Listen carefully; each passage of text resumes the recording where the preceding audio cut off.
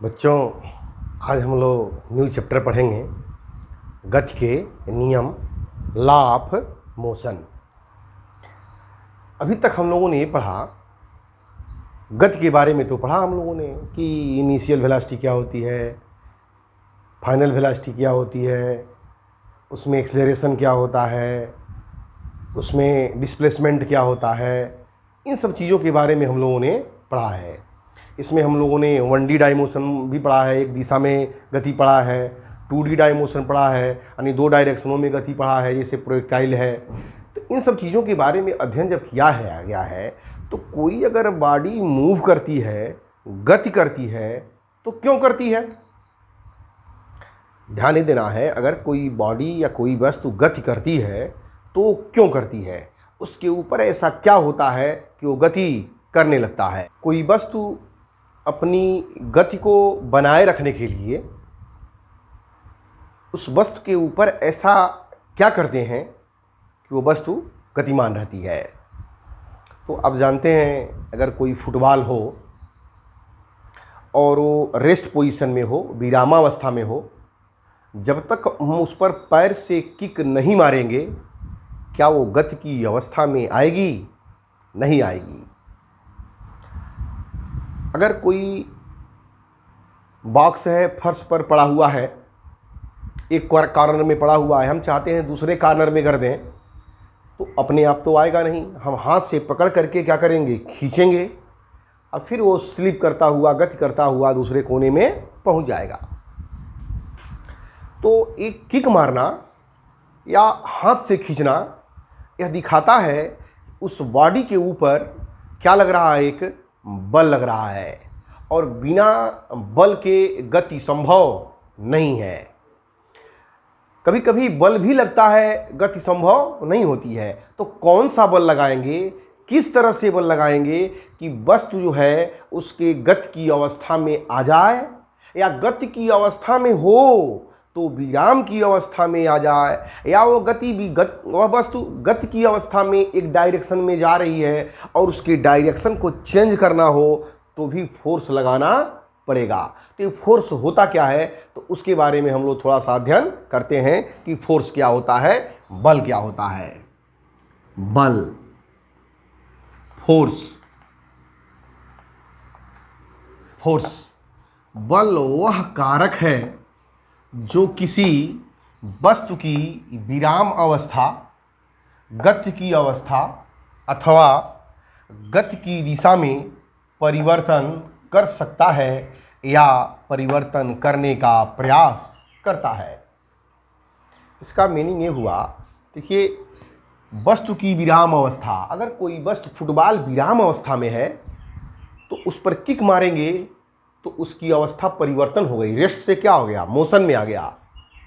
अगर साइकिल चलाते हैं और साइकिल को रोकना है तो ब्रेक लगाते हैं, तो ब्रेक भी एक क्या है? फोर्स है। तो वो गति की अवस्था को क्या करता है? साइकिल को विराम की अवस्था में ला देता है। साइकिल के हैंडल को घुमा देते हैं, हाथ से फोर्स लगाते हैं, यानी गति की दिशा को क्या करता है? बदल देता है या परिवर्तन करने का प्रयास करता है। अगर हम इस दीवार पे बल लगाएं, अगर ये दीवार न गिरे तो इसका मतलब ये नहीं है कि इस पर बल नहीं लग रहा है, अवस्था में परिवर्तन नहीं हो रहा है। इस दीवार नहीं गिर रही है, इसका कारण ये है कि सफिशिएंट बल नहीं लग रहा है, लेकिन इस पर बल लग रहा है और हम इसको गिराने का प्रयास कर रहे हैं। तो बल या तो अवस्था में परिवर्तन कर दे या तो उसकी अवस्था में परिवर्तन करने का प्रयास करे। ये जो बल है, इस बल को हम 2 पार्ट में बांटे हैं। बल एक होता है संपर्क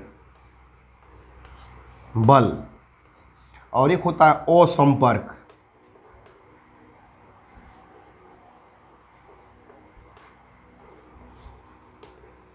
इसको बोलते हैं कांटेक्ट फोर्स।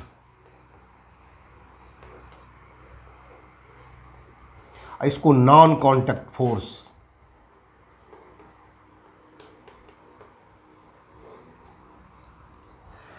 संपर्क बल का मतलब ये होता है कि वह बल जो किसी वस्तु के संपर्क में आके लगे। जैसे यहाँ पर अगर फुटबॉल है और फुटबॉल को जब तक पैर से किक नहीं मारेंगे, अगर हवा में मारे ऐसे तो फुटबॉल आगे नहीं बढ़ेगा। जब तक फुटबॉल और पैर का संपर्क नहीं होगा, ये आगे की ओर नहीं बढ़ेगा, तो इसको बोलते हैं कांटेक्ट फोर्स। तो कांटेक्ट फोर्स में आप लिख सकते हैं फुटबॉल को किक मारना,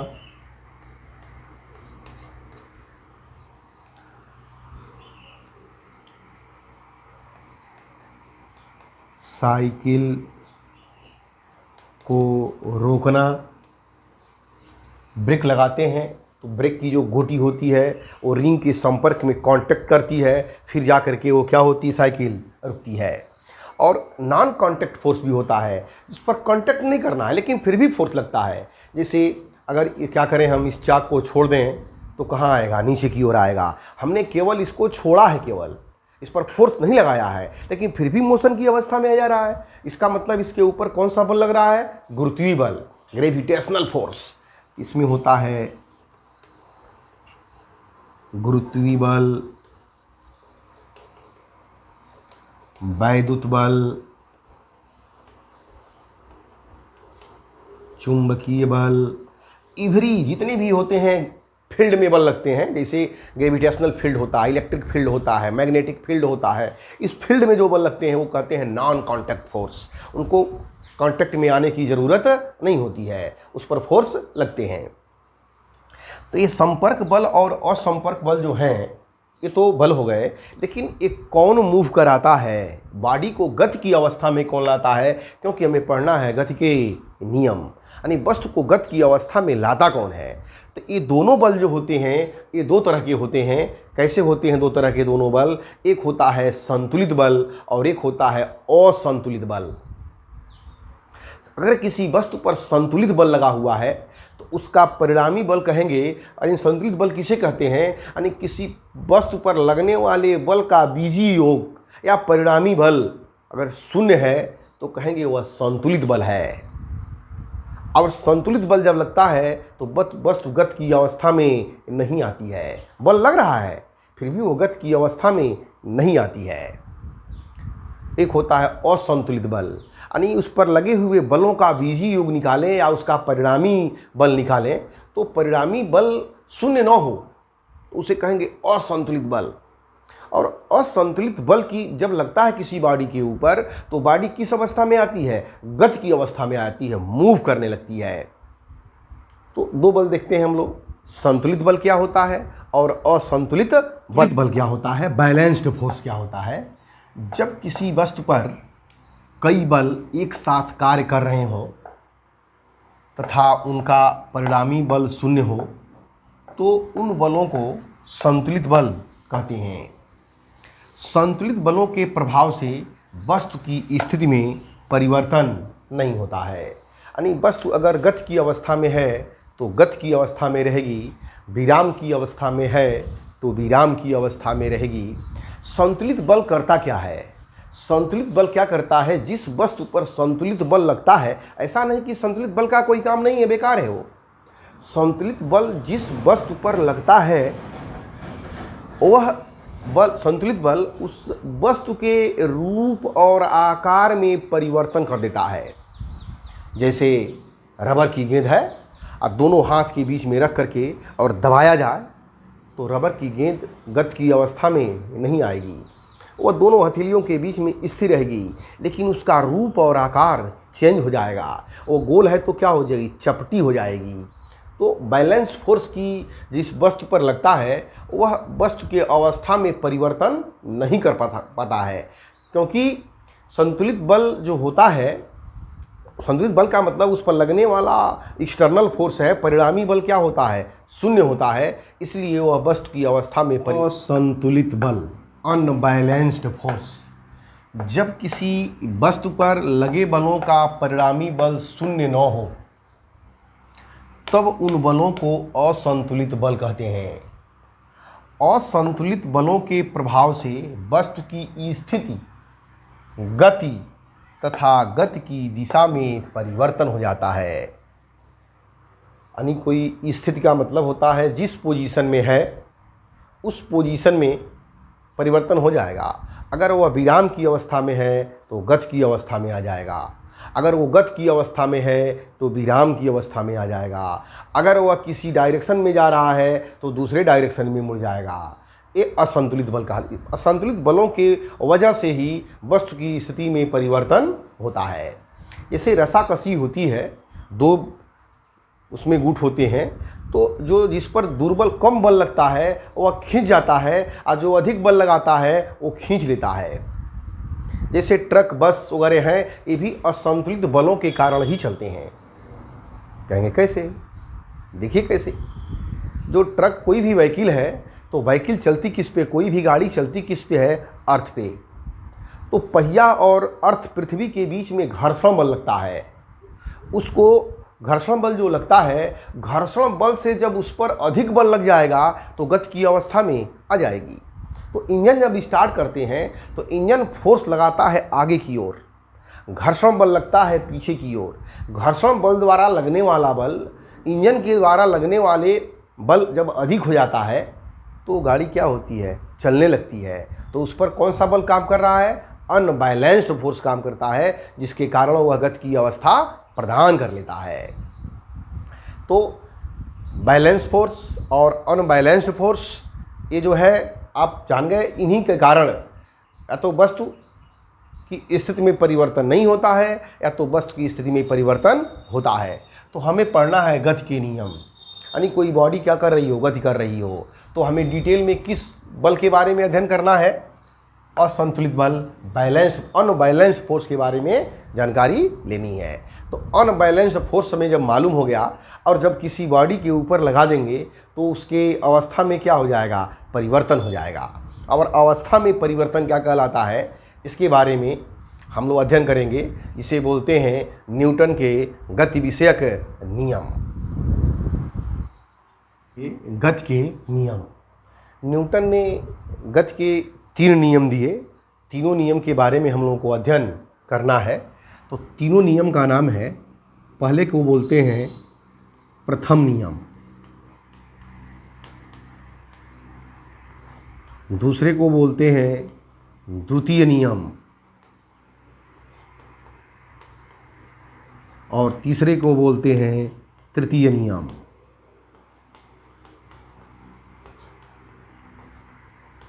तृतीय नियम, तो फर्स्ट लॉ हम लोग पढ़ेंगे। प्रथम नियम क्या होता है? फर्स्ट लॉ ऑफ मोशन क्या होता है? न्यूटन का प्रथम नियम। प्रथम नियम को बोलते हैं जड़त्व का नियम। जड़त्व का नियम। तो सबसे पहले जानते हैं कि जड़त्व क्या होता है। जड़त्व, इसे कहते हैं इनर्शिया। इनर्शिया, जड़त्व क्या होता है? कोई भी वस्तु है तो अपनी अवस्था में परिवर्तन का विरोध करती है। कोई भी वस्तु, ऐसा नहीं फोर्स लगाएंगे तो चल देगी। अगर कोई ट्रक खड़ा है और उस पर फोर्स लगाते हैं हम अकेले तो ट्रक आगे की ओर बढ़ता नहीं है। वो विराम की अवस्था में है, वो विराम की अवस्था में रहना चाहता है। लेकिन जब 2 लोग फोर्स लगाते हैं उसके ऊपर तभी ट्रक आगे की ओर बढ़ता नहीं है। जब 3 लोग धक्का देते हैं तब वो मूव करने लगता है। इसका मतलब क्या हुआ? 2 लोग जब फोर्स लगा रहे थे तो अपनी अवस्था में परिवर्तन का विरोध कर रहा था। यानी कोई वस्तु स्थिर है तो स्थिर रहना चाहती है जब तक कि उस पर कोई बाह्य बल, एक निश्चित बाह्य बल न लगाया जाए। अगर कोई वस्तु गतिमान है तो गतिमान रहना चाहती है जब तक कि उस पर कोई निश्चित एक्सटर्नल फोर्स, बाह्य बल न लगाया जाए। यानी ये जो अवस्था में परिवर्तन है यही क्या कहलाता है? जड़त्व कहलाता है। यानी किस कोई भी वस्तु है अपनी अवस्था में परिवर्तन का विरोध करती है और अवस्था में परिवर्तन का विरोध ही क्या कहलाता है? जड़त्व कहलाता है। अब ये जड़त्व निर्भर किस पर करता है? अगर एक साइकिल है और साइकिल को आगे की ओर बढ़ाना है तो आराम से हम 2 हाथों में पकड़ के आगे की ओर उसको मूव, गति की अवस्था में ला देते हैं। लेकिन अगर एक टू व्हीलर है, मोटरसाइकिल है, उसको भी ला देते हैं, लेकिन साइकिल से अधिक उस पर बल लगाना पड़ता है। लेकिन अगर कोई एक फोर व्हीलर है और उसको हम धक्का दें तो आगे की ओर बढ़ता नहीं है। तो ये फोर्स का बढ़ना, बल का धीरे धीरे साइकिल पर कम लगा, मोटरसाइकिल पर उससे अधिक लगा, और फोर व्हीलर पर उससे अधिक लगाने पर भी गति की अवस्था में परिवर्तन नहीं हो रहा है। यानी गति में अवस्था में परिवर्तन करना का मतलब वो हर कोई विरोध करता है अपनी अवस्था में परिवर्तन का। तो ये जो फोर्स धीरे धीरे बढ़ रहा है, यह किस पर डिपेंड कर रहा है? उस वस्तु के द्रव्यमान पर। साइकिल का द्रव्यमान कम है, अवस्था में परिवर्तन में कम फोर्स लगा। मोटरसाइकिल का द्रव्यमान उससे अधिक है, अवस्था में परिवर्तन के लिए बल थोड़ा सा अधिक लगा। लेकिन फोर व्हीलर, 4 चक्के वाली जो गाड़ी है, उसका द्रव्यमान बहुत अधिक है, उसके अवस्था में परिवर्तन के लिए बहुत ज़्यादा बल लगाना पड़ा। तो कह सकते हैं जो जड़त्व है, अवस्था में परिवर्तन का जो विरोध कर रहा है, एक प्रॉपर्टी है, जड़त्व एक गुण है। वस्तु का वह गुण जो अपनी अवस्था में परिवर्तन का विरोध करता है, उसे जड़त्व कहते हैं। और जड़त्व किस पर डिपेंड करता है? वस्तु के द्रव्यमान पर। अगर वस्तु का द्रव्यमान कम है तो उसका जड़त्व कम है, अगर वस्तु का द्रव्यमान अधिक है तो उसका द्रव्यमान अधिक है। तो जड़त्व को डिफाइन कैसे करेंगे, उसको आप क्या करिए, नोट कर लीजिए। जड़त्व किसी वस्तु का वह गुण है जिसके कारण वह अपनी विरामावस्था या गति की अवस्था में होने वाले परिवर्तन का विरोध करता है। यहाँ लिख सकते हैं ऐसे नोट, किसी वस्तु का द्रव्यमान उसके जड़त्व की माप है।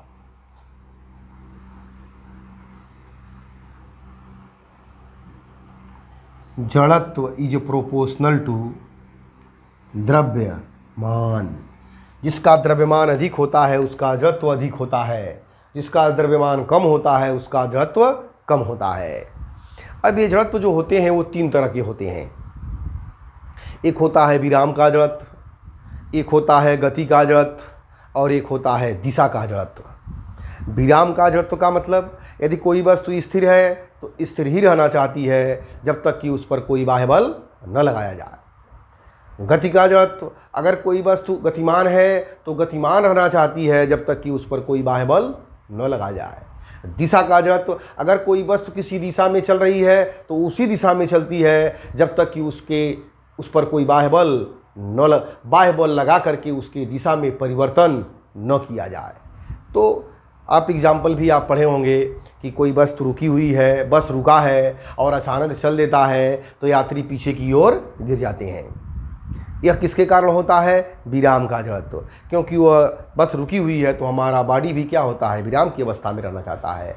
बस अचानक चलती है तो नीचे का पैर चल देता है, ऊपर की बॉडी जड़त्व के कारण विराम अवस्था में रहना चाहती है, इसीलिए वह पीछे की ओर गिर जाता है। अगर चलती हुई बस पर अचानक ब्रेक लगा दिया जाए तो यात्री आगे की ओर गिर जाते हैं। जब बस चल रही है तो हमारी शरीर भी गतिमान है, ब्रेक लगाते हैं तो बस रुकता है, तो नीचे का पोर्शन हमारा विराम की अवस्था में आता है और ऊपर का पोर्शन गति की अवस्था में रहना चाहता है। किसके कारण? जड़त्व के कारण। इसीलिए यात्री आगे की ओर गिर जाते हैं।